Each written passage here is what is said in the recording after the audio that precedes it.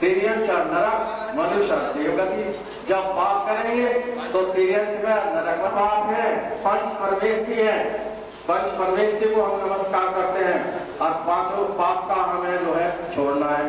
कहने ठगी निकाल लो, कहने सत्य निकाल लो, सत्य निकाल दी, कहने देखिए तत्व साथ है, जीव अजीव आश्रव भाव सोमवर निरंतर मोक्ष। कहने अट्ठी निकाल लो, देखिए ये कर्म हमें तो संसार में बुला रही। संजम सीते चरित सीते नानम निदंसनम सिद्धे शिरसानम स्वामी। बोलिए अनंतानंद सिद्ध परमेश्वरी भगवान की जय। चारित्र चक्रवर्ती आचार्य श्री शांति सागर जी महाराज के, आचार्य श्री वीर सागर जी महाराज के, आचार्य श्री शिव सागर जी महाराज के, आचार्य श्री धर्म सागर जी महाराज के, आचार्य श्री अजित सागर जी महाराज के, आचार्य श्री श्रेयान सागर जी महाराज के, वर्तमान भट्टाचार्य संत श्रोमणी गुरुदेव आचार्य रत्न अभिनंदन सागर जी महाराज के, परम पूज्य परम उपकारी दीक्षा दाता गुरुदेव दया सागर जी महाराज की। बोलिए हर्षेन पुष्पदत्त भूत बजे आचार्य की।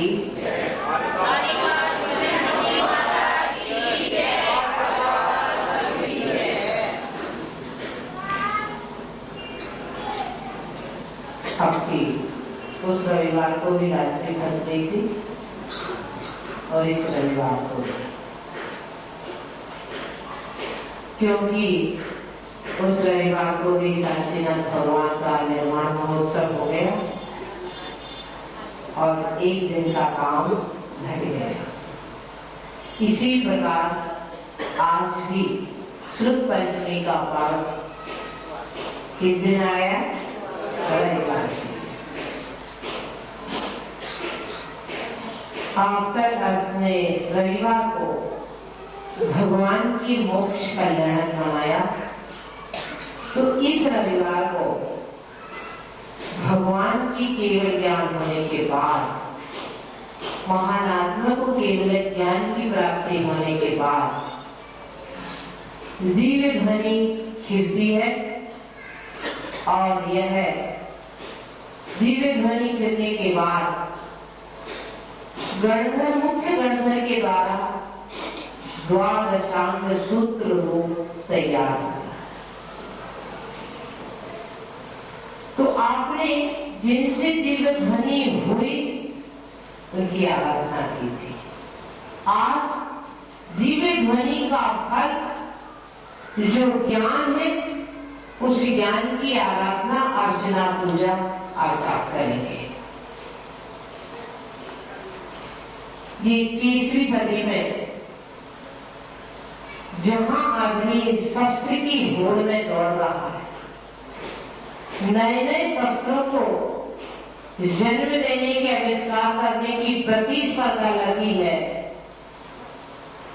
जो सभी विश्व के सभी देश शस्त्र के आधार पर अपनी उन्नति, विकास और रक्षा की संभावना करते हैं, आशाएं लगाते हैं, उसी कोलाहल के बीच, उसी उथल पुथल के बीच जिन शासन कहता है आपको शस्त्र की नहीं शास्त्र की आवश्यकता। शस्त्र अशांति को जन्म देता है, शास्त्र अशांति को नष्ट करके चिर शांति को देता है। आज मनुष्य शस्त्र का पुजारी बन रहा है, शास्त्र का पुजारी नहीं बन रहा। शस्त्र के पुजारी ने उसको, उसके अंदर जो मानवता थी, दया करना थी, उसका गला काट दिया। और शास्त्र जो होते हैं दया करना को जन्म देते हैं। सोचिए समाज आज दो किनारे पर खड़ा है, एक तरफ शास्त्र और एक तरफ शस्त्र। शस्त्र के पुजारी बहुत है, शस्त्र के उपासक बहुत है, शस्त्र के समर्थक बहुत है। फिर भी न मालूम क्यों इस विश्व ने आज तक शांति को प्राप्त नहीं किया। यदि यह मनुष्य अपनी चिंतन विचारधारा को नया रूप दे, यह जो पूर्वाचार्य ने, हमारे महा ऋषियों मनीषियों ने जिस विचारधारा को अपने जीवन में आत्मसात किया है, यदि वह इस विचारधारा का पोषक बन के इसको अपने जीवन में आत्मसात करेगा तो निश्चय ही वह शस्त्र की बजाय शास्त्र का पुजारी बनेगा। आप आए दिन न्यूज़पेपर में, टीवी पर, अन्य किसी भी इंटरनेट पर देखते हैं, पढ़ते हैं, सुनते हैं, आज ये अनुसंधान हुआ, ये शस्त्र तैयार हुआ, इसमें इतनी मारक शक्ति, इसमें इतनी ऊर्जा है।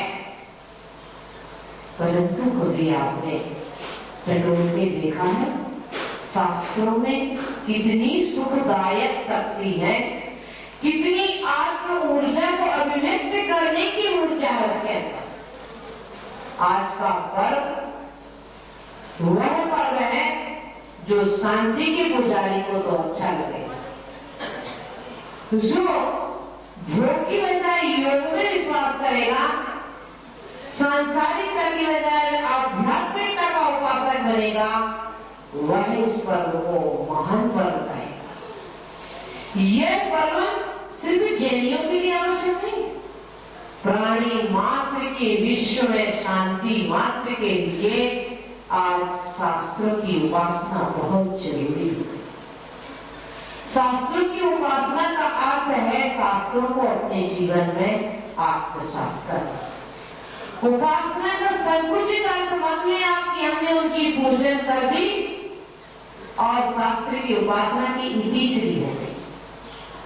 पूजा अर्चना, अर्घ समर्पण तो प्रथम सोपान, इसका जन्मोत्कर्ष उस समय होगा जब हम इन शास्त्रों को स्वीकार करेंगे। जैसे एक वीर सेनानी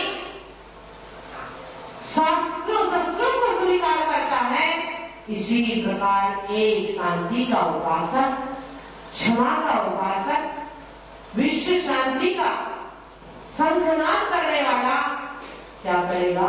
शास्त्रों को धारण करेगा। इन शास्त्रों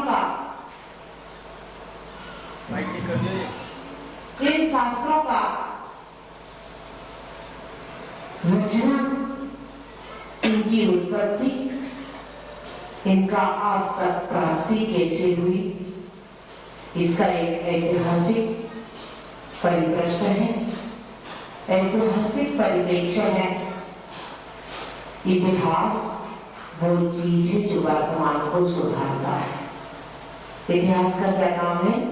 वर्तमान को सुधारना, और वर्तमान का काम है भविष्य को उज्जवल बनाना। आज हम आपको किसी महापुरुष के इतिहास नहीं बताएंगे, इतिहास नहीं, बल्कि शास्त्र का इतिहास आज आपको बताएंगे कि जिन शासन में अनादि निधन, जिन शासन के अनुसार तीर्थंकरों का जब काल होता है तो उनकी अनंत अवस्था होने के बाद दिव्य ध्वनि होती है, और उस काल में ऐसे विशिष्ट क्षयोत्सव के धारी होते हैं जैसे कि टेप रिकॉर्ड एक बार सुनने के बाद टेप कर लेता है। ऐसे ही मनुष्यों का इतना क्षयोत्सव था, इतना IQ था कि एक बार सुना और याद हो गया। भाई कभी किसी विषय में जिज्ञासा हुई तो अनंतों के पास चले जाते थे और पूछ लेते थे। यह कर्ण परंपरा, कर्ण से सुनने की परंपरा अंतिम तीर्थंकर देवादिदेव महावीर स्वामी तक चली। महावीर स्वामी के बाद गौतम स्वामी सुधरना चाहिए। और इस प्रकार जम्बू स्वामी, ये 3 अभंग हुए, सामान्य के लिए हुए। तब तक केवल ज्ञान रूपी सूर्य उदित था। इस प्रकार यह टोटल 63 वर्ष तक, क्योंकि गौतम गंधर 12 वर्ष, सुधर्माचार्य 12 वर्ष और जम्बू स्वामी 38 वर्ष। इस प्रकार केवल ज्ञानी 62 वर्ष तक बने रहे। और फिर उनके बाद द्वादशायनी के 5 श्रुत के लिए विष्णु, नंदी, अपराजित, गोवर्धन, अंतिम भद्रबाहु श्रुत के लिए। इनका काल चला 100 वर्ष तक। कितने वर्ष तक? 100 वर्ष। फिर उसके बाद अंग और पूर्व में 10 पूर्व तक के ज्ञाता हुए, उनका समय चला 183 वर्ष तक।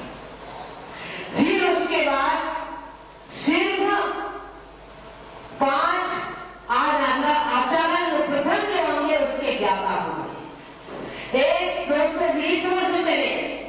फिर कुछ देश अंग और देश पूर्व के ज्ञाता हुए, वो वर्ष चला, वो समय चला 18 वर्ष।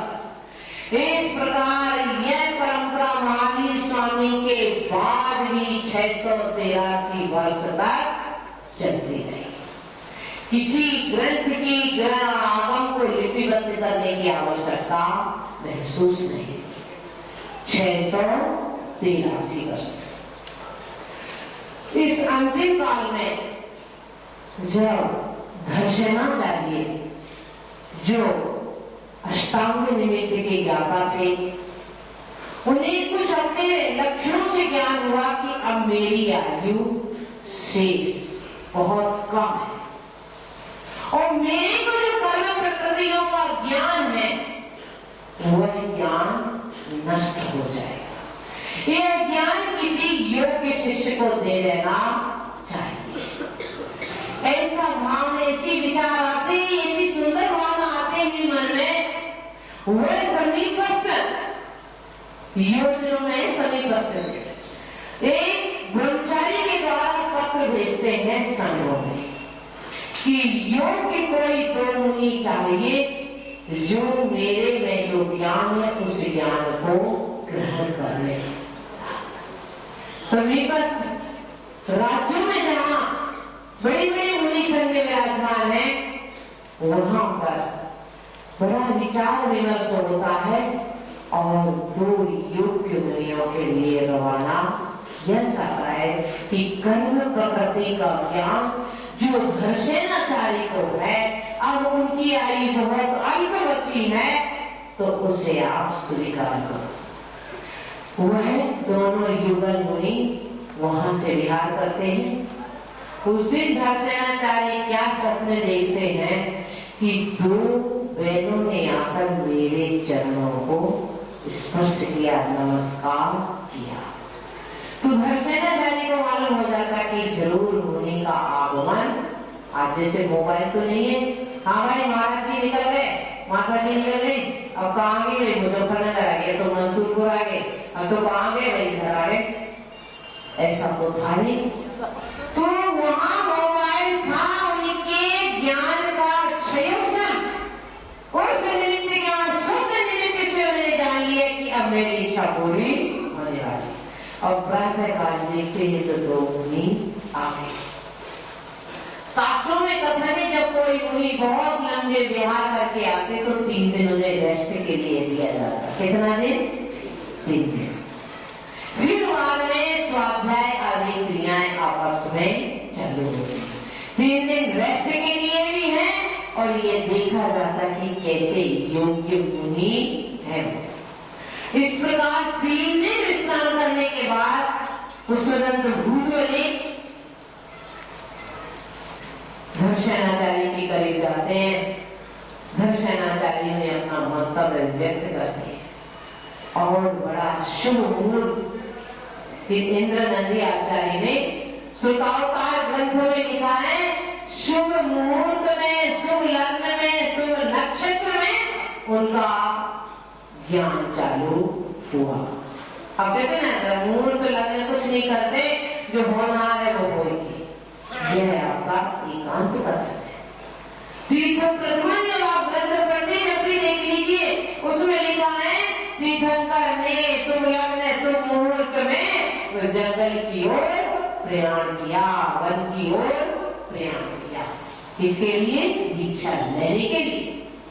तो इसी प्रकार शुभ दिन शुभ मुहूर्त और शुभ लग्न में घर्षणाचार्य उन्हें पढ़ाने का प्रारंभ करते हैं। आप बड़े खुश हो गए होंगे माता जी, तो आप भी हमें पढ़ाइए।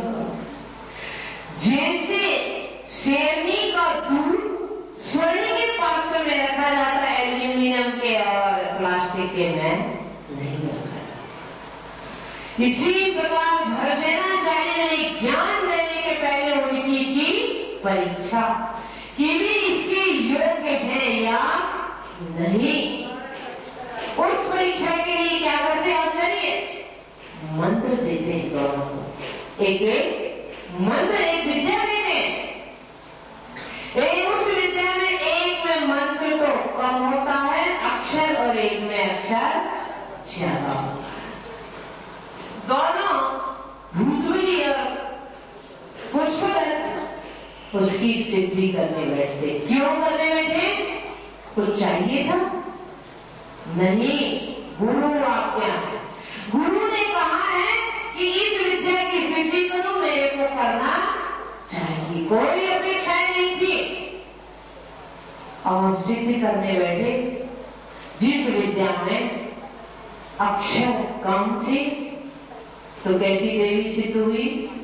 विकृत रूप वाली, जिसकी एक आंख है। और जिसमें एक अक्षर ज्यादा था वो देवी सिद्ध हुई तो कैसी थी? दांत बाहर निकले। दोनों मुनि क्या सोचते हैं? देवों का रूप कभी विकृत होता नहीं है, जरूर कुछ न कुछ कमी है। उस मंत्र को व्याकरण की दृष्टि से देखते हैं कि इस मंत्र में तो एक अक्षर कम है। वो उस मंत्र को व्याकरण के ज्ञान से शुद्ध करके फिर विद्या की सिद्धि में लगते हैं।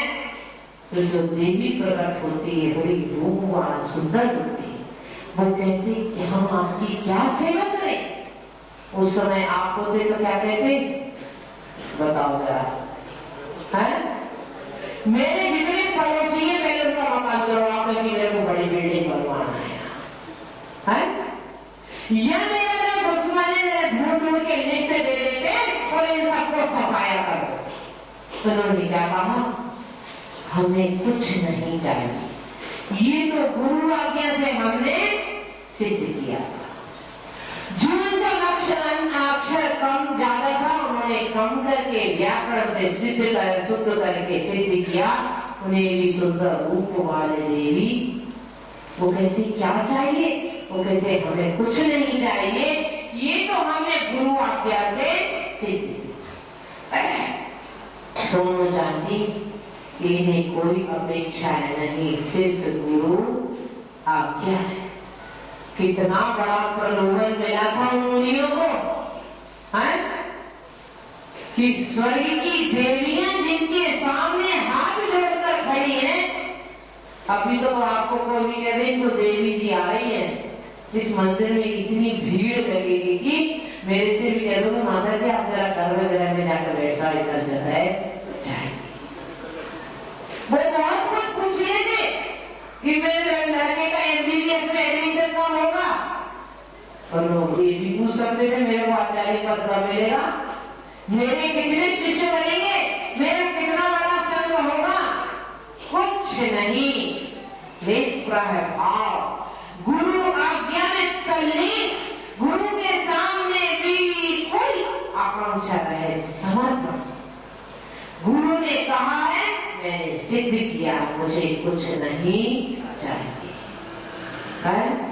ऐसे गुरु आपको मिल जाए तो आपको वो घास भी नहीं डालोगे, चलते बनोगे। जब इनके पास कुछ है नहीं तो इनको क्या फायदा है आगे चलते, क्योंकि आपको चमत्कार वाला गुरु चाहिए। कौन सा गुरु चाहिए? जिसमें चमत्कार हो, और चमत्कार भी कैसा कि आप घर में बैठे हो और आपके कष्ट को समझ ले और यहाँ से हाथ उठा ले और दुख मिट जाए, तब आप थैंक यू वेरी मच कहने मंदिर में आएंगे। माता जी गजब का आपका चमत्कार है। पहले नहीं आएंगे, बाद में थैंक्स वेरी मच कहने वाला आ जाएंगे कि हाँ माता जी, और सर्टिफाइड कर देंगे कि आप में चमत्कार है। चमत्कारी गुरु की आवश्यकता नहीं है, चमत्कारी भक्ति की आवश्यकता है। गुरु में क्या चमत्कार होगा? चमत्कार तो आपकी भक्ति में होना चाहिए। आप आज चमत्कार अपने नमस्कार से करना नहीं चाहते हैं, बल्कि चमत्कार गुरु में देखना चाहते हैं और उस चमत्कार से सिर्फ लाभान्वित होना चाहते हैं। उन्होंने तो साक्षात चमत्कार का रूप सामने आया, फिर भी कुछ नहीं करा। इसके बाद जब उन्हें गुरु के सामने पहुंचते, गुरु देख लेते हैं कि ज्ञान में भी परिपक्व हैं। यहाँ क्या परीक्षा हुई?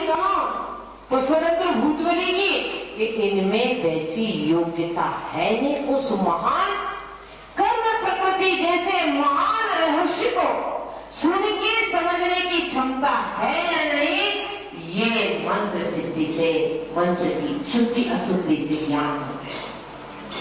वही ये निष्प्रय है या नहीं, योग्य साधु है या नहीं, इसका ज्ञान भी हो गया। और शुभ मुहूर्त में, शुभ लग्न में क्या चालू हो गया?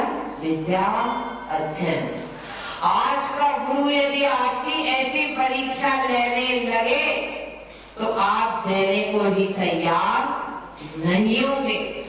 सबसे पहले तो परीक्षा लेने वाला ही गुरु आपको अच्छा नहीं लगेगा, और यदि समझ में आया कि आज परीक्षा हो रही तो मंदिर में से गायब। परंतु जिस दिन रिजल्ट खुल रहा उस दिन सबसे आगे रहेंगे कि शायद माता जी ने मेरे को 50 में से 49 नंबर तो दिए होंगे, जबकि मैं परीक्षा के दिन बोल था। अब अध्ययन चला, अध्ययन पूरा हो गया। किस दिन? आषाढ़ शुक्ला एकादशी 11 के दिन। कितने? आषाढ़ शुक्ला एकादशी यानी कि आषाढ़ अष्टांगिका की 11 के दिन वह पूरा हो गया। अब वह अपने निमित्त ज्ञान से जान लेते कि मेरी आयु अब कुछ दिनों की शेष है। इन्होंने बड़े भक्ति से पढ़ा है, मैंने इन्हें पढ़ाया है, मेरा अंतिम समय देख के इनको क्या होगा? थोड़ा क्षोभ होगा, दुख होगा, तो उनको आज्ञा देते थे कि आप यहाँ से जाइए। सोचो यदि हम आप हमारे कमरे में बैठे हैं और हम कहते हैं आप जरा चलिए तो जाओ, ब्रह्मपुरी चढ़ जाएंगी, जाते समय ऐसे देखते जाएंगे कि कौन बैठा है और किसको निकाला। इतना अध्ययन करने के बाद, गुरु भाव होने के बाद जब उन्होंने कह दिया आप यहाँ से विहार कर जाइए और ये जो कथानक है वो गुजरात का थी। कहाँ की घटना है ये? जूनागढ़। वहां से ऐसे वहां धरना चाहिए, वहां से पुष्पदत्त भूतवली वहां पहुंचे जाके। आज जो जूनागढ़ गए जगन्नाथ जी के नाम से जाना जाता है वहां।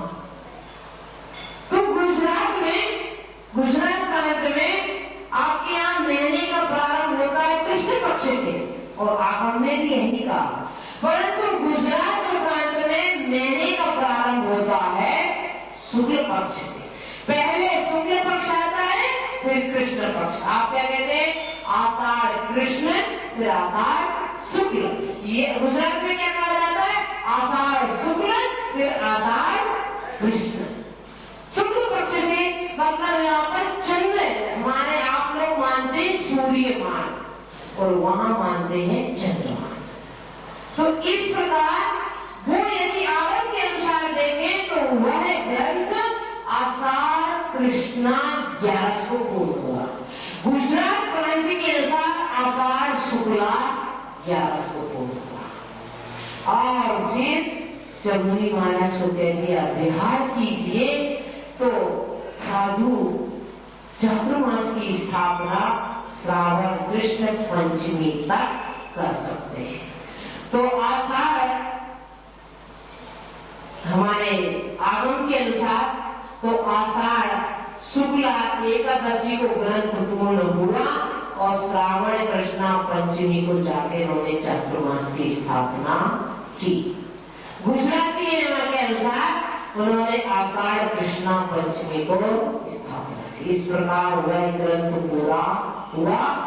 पढ़ा दिया उनको, अभी लिपिबद्ध नहीं हुआ, अभी सिर्फ पढ़ाया गया, सुनाया गया, आगे लिपिबद्ध होगा। जब आगे जाके वह पुष्पदंत आचार्य पढ़ने के बाद दोनों अलग अलग जगह स्थान चले जाते हैं, फिर वह अपने भागने बहन के बेटे जिनपाले को यह जो पढ़ा हुआ ज्ञान उसे पढ़ाते हैं। पढ़ाने के बाद उसको पूरा सुना देते हैं। सुनाने के बाद वो पूरा भूतबली महाराज के पास आता है। कहाँ जाते हैं? भूतबली आचार्य के पास। फिर वो उस पर उनको सुनकर फिर लिपिबद्ध करते हैं और वह ग्रंथ उस समय लिपिबद्ध हुए। उनका नाम रखा गया सठखंडागम। क्या नाम रखा गया? सठखंडागम। 6 खंड में विभाजित होने से नाम रखा गया सठखंडागम। सठ खंड में आगम, सठखंडागम। जीव स्थान, खुदाबंद, वंद स्वामी, वेदना खंड, वर्गना खंड और महाबंध। इस प्रकार इन 6 भागों में लिपिबद्ध किया गया और वह ग्रंथ कहाँ लिपिबद्ध हुए? गुजरात में भरूच के पास अंकलेश्वरी मंदिर है। बड़ा मतलब भूगर्भ मंदिर बड़ा सुंदर है। ऐसा कहा जाता है कि वहां लाके प्रथम दिन पूजन की गई, बड़े भक्ति भाव से पूजन की गई उन ग्रंथों की। फिर वह ग्रंथ जिनपाले मुनि लेके कहाँ गए? पुनः पुष्पदंत आचार्य के पास गए और उन्होंने भी उस ग्रंथ आचार्य क्या लिखते हैं? श्रोतावतार ग्रंथ में इंद्रनंदी आचार्य लिख रहे हैं कि जिस समय पुष्पदंत मुनि ने आचार्य ने देखा कि ग्रंथ लिपिबद्ध है तो कहते हैं कि पूरे अंगों में खुशी से रोमांच हो गए कि मेरा जो स्वप्न था वो साकार हो गया। आप कौन से स्वप्न देखती हैं? सोचिए उन दोनों आचार्यों की, धर्मसेनाचार्य की कितनी करुणा। शास्त्रों ने इसलिए नहीं लिखाया था कि मेरा नाम चलता रहेगा। शास्त्र इसलिए लिखाए थे कि भव्य जीवों को ज्ञान मिलता रहे। इतने महान ग्रंथ को हम तक पहुंचाने वाले आचार्य ने ये नहीं सोचा कि मेरा नाम रह जाए। और हम मंदिर में यदि 4 अंक का भी दान करते हैं, कभी कभी तो 3 अंक की लिस्ट भी मंदिर पर लिखी रहती। 4 अंक की छोड़ दीजिए, 3 अंक की तक लिस्ट लिखी रहती मंदिर में। अमुक सन जी ने